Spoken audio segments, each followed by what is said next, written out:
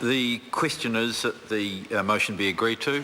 Mr Speaker. The Honourable David Cunliffe. Mr Speaker, I rise as Chair of the Regulations Review Committee, and in so doing would like to acknowledge the work of the previous committee and especially the outgoing Chair, the Honourable Marianne Street. Can I acknowledge the Minister and endorse his comments? The Regulations Review Committee, sir, as you well know, but for the benefit of the public, is a largely bipartisan committee of Parliament, typically chaired by the opposition, which reaches decisions by consensus. Sir, its role is to act as Parliament's watchdog on the role of the executive in promulgating subordinate legislation, that is, regulations and disallowable instruments, which are executive orders and instruments that are promulgated underneath legislation or laws, but which do not have the force of law in themselves. Sir, there are a number of times when regulations or the like are made and they have time limits or they have certain clauses which would cause them to cease their effect, which is not bad practice because it's a sunset type provision. And the role of the committee and of this bill brought before the House today is to go through the list of those regulations and to see which ones, if any, should not be rolled over, should not be continued.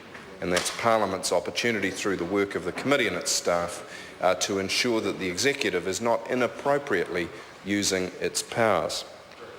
Mr Speaker, the need for the committee and the need for this exercise grew out of, would you believe, and as recalled by the outgoing chair last year in this debate, the Right Honourable Rob Muldoon, who imposed a wage and price freeze by regulation, not even by legislation, and then rammed through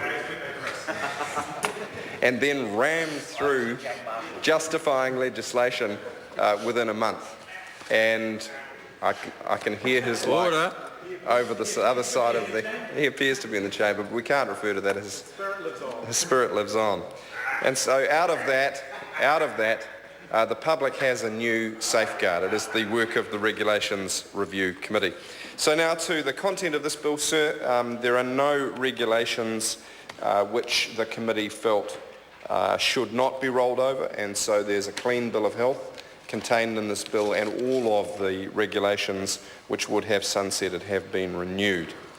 As the Minister, the Attorney, has noted, there has been a new process, a more streamlined process introduced this year, truncating the House debate, but also seeing the bill introduced a month earlier as per the previous year.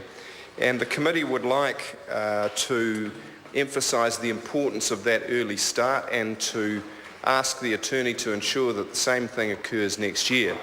It was difficult, given the election, sir, for the committee to complete its task on time, and our advice is that it would have been better in terms of the depth of scrutiny if longer had been allowed.